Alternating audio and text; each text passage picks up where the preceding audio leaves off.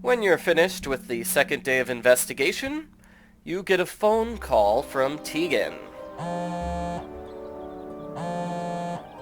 Tegan, I was able to rule out some... You need to come here, quickly. Something's happened. I'll be right there. Tegan calls with an emergency. So what's going on, Tegan? What's the issue? Do you need a tissue? Oh. What happened? How did it come to this? Sorry, Ned. Come on, let's get inside. Oh man, their house has been vandalized. That's terrible. Tegan, what happened? So I didn't tell you everything. You know, it's just been really hard. It's okay. I understand. When I started working at the museum, I was curious about our town's history. Because I think history is the most important thing. Santayana said, those who cannot remember the past are condemned to repeat it. Right? Of course. Well, I found out something about my family. We changed our name. We used to be Paris. Okay. Samuel Paris and his daughter Betty were the first accusers of witches. They were directly responsible for the execution of numerous people. And they are part of my family. Oh. But you're the head of the AW organization. My family helped murder their ancestors. Which is why I've never told anybody, and now everyone knows. Why do you think anyone would do this? I don't know. Maybe it's someone else who wants the Hathorn house. No one in AW is going to trust me after this. And the evidence is gone.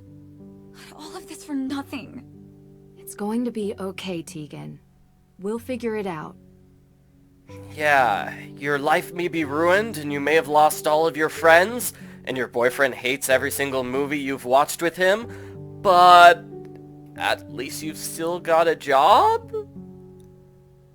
I don't know, I'm having a hard time cheering her up. You know what? Let's call Ned. Let's talk to Ned. I hung up on him earlier. I want to hear what he has to say. Hello. Ned, hey. You've reached the voicemail inbox of Ned Nickerson. I apologize that I did not come to the phone in a timely fashion. Pick up your phone, Ned. Jeez, Ned, pick up your phone. I need to talk to you, dude. Well, if I can't call Ned, then I guess I'll call the Hardy Boys instead.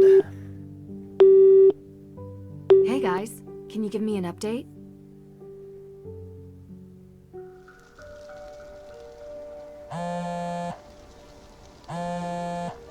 Hey guys, can you give me an update? Nancy, I have missed talking to you. I need some rationality in my life. Complaining about rationality is inherently irrational. Right. What's going on? Everything okay? Not really. I'm at the Parry house. Someone vandalized it with graffiti. Really? Turns out the Parrys are descendants of the Paris family. A family who was responsible for sending some of the accused witches to their deaths. Wow, doesn't she run that justice group, Accused Witches? Exactly. Explains why she's so dedicated to the cause. She knew and was trying to make things right, I guess. So, someone is trying to embarrass the Parrys. Means our suspect is still in town. Looks like. Have you found anything? Nope. Nothing here. It's been dead quiet. It's a joke. We're, in a cemetery. If you have to explain it, it's not a joke. I get it. Listen, things are a little tense here, so I'm gonna stay with Tegan. Can you update me if you find anything, please? No problem, partner. Western joke. I mean, we haven't really discussed the whole detective partnership thing yet, so... Frank, not a good time. Right. Talk soon. If you're done being awkward, I could use your help. What? I'm not awkward. You are. Whatever you say, partner. Let's finish our search and get out of here, okay? Sure, but don't rush. We're here to prove the existence of ghosts. That requires steady patience. And steady equipment. Speaking of which, how are we doing on that front? All set. I'll use the antenna to search for suspicious cold spots while you move around with the Ghost Wavelength Spectral Analyzer 2.5 and look for disturbances from the other side.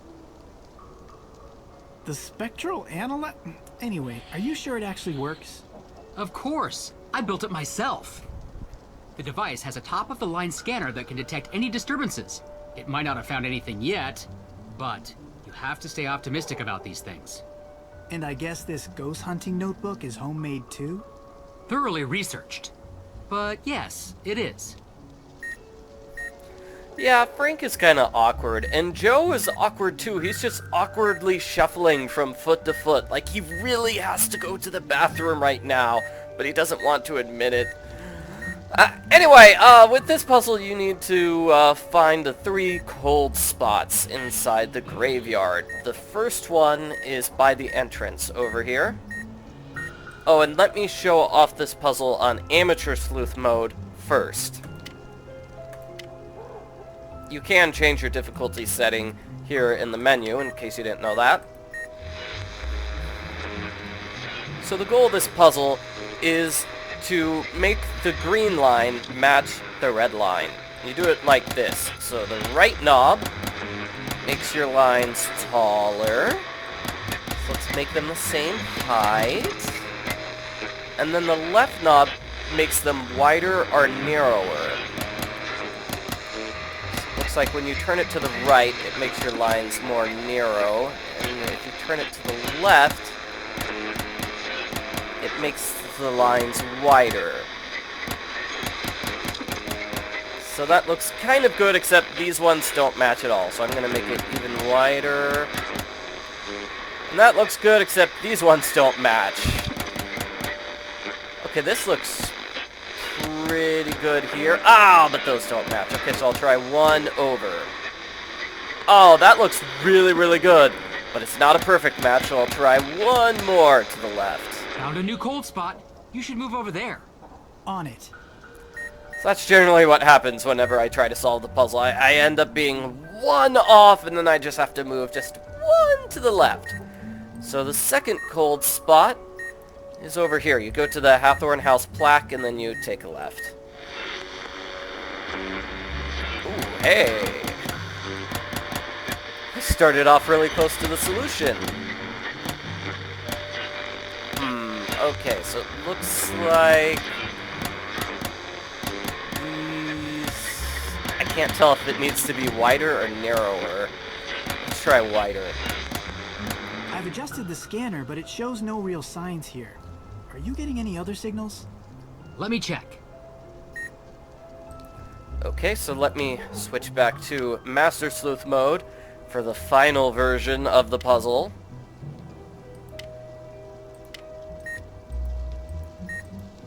So the final one is by the tree near Joe.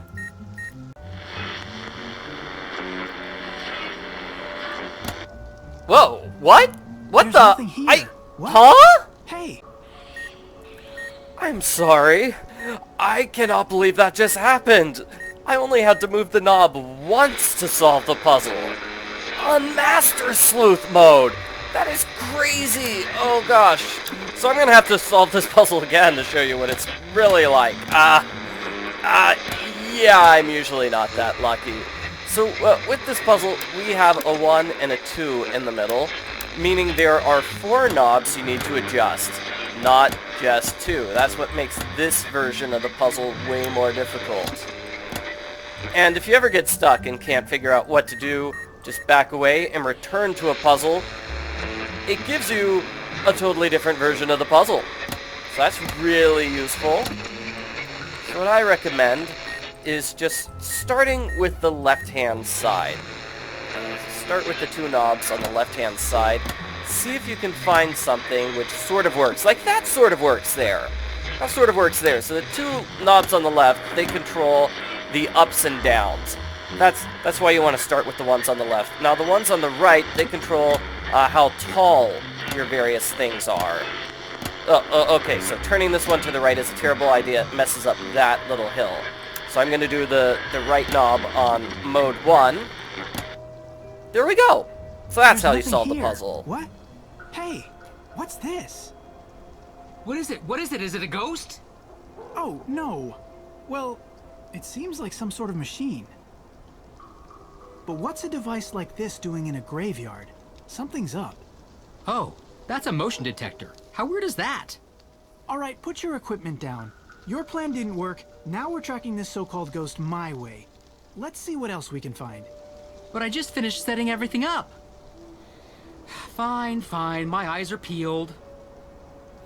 Once you solve the puzzle 3 times, Frank takes over so we can explore the forest. Should we really be doing this? I'm already having second thoughts.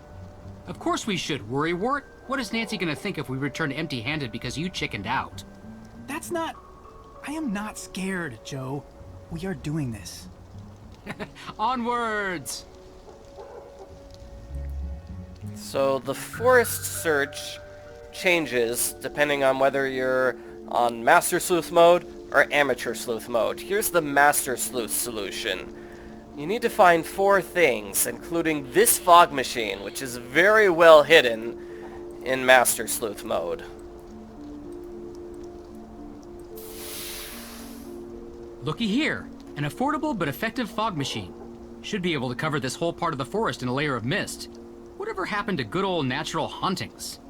There's nothing natural about our findings here. This reeks of foul play.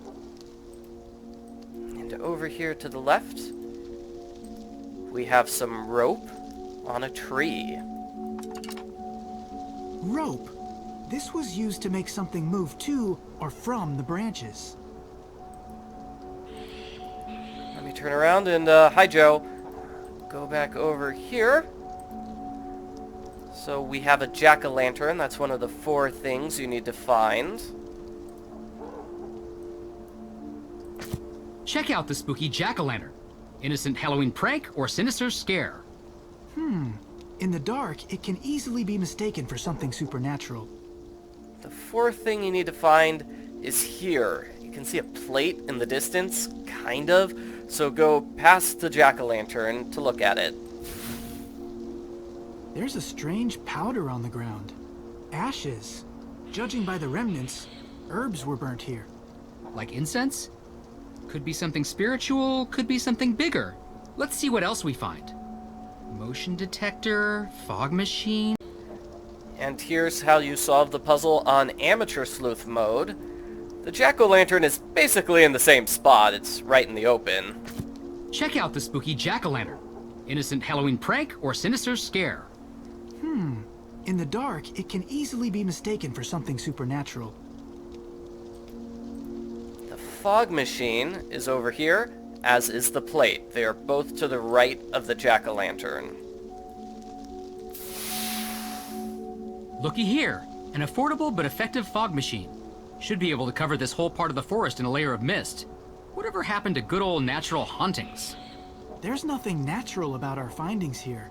This reeks of foul play.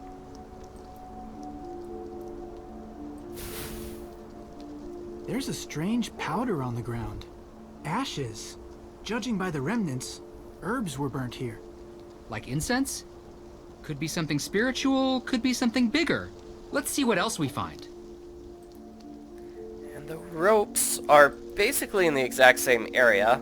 So they're hanging from a tree somewhere over here. Let's see if we can find them. Ah, there they are. There they are. Found them. Okay. Yeah, same basic spot. Rope. This was used to make something move to or from the branches. Motion detector, fog machine, pumpkin head. Rope, burnt incense. Well, you finally going to admit you were wrong? Of course not. All we've proven is that there are no ghosts here. So you still think ghosts exist? I think we can't prove they don't not exist. Say that again? Look, the absence of proof does not mean that we can disprove their existence, but what it does tell me is that what Nancy saw was not a real ghost. So who has something to gain by setting up a fake haunting? Olivia. Olivia. There's gotta be some evidence linking her to this. There's no way she brings gear here every night. She must have a stash. But where? Why don't we just ask her? To the museum. To the museum! We're gonna find Olivia's secret stash. So to escape the forest, just go back to the Pumpkinhead and turn to the entrance. The entrance is yellowish. It's got this yellow fog. I don't know what the yellow fog is. Maybe it's lights. It's supposed to be these lights from over here. Yeah, I'm guessing that's what it is. So, leave the graveyard in order to reach Olivia's shop.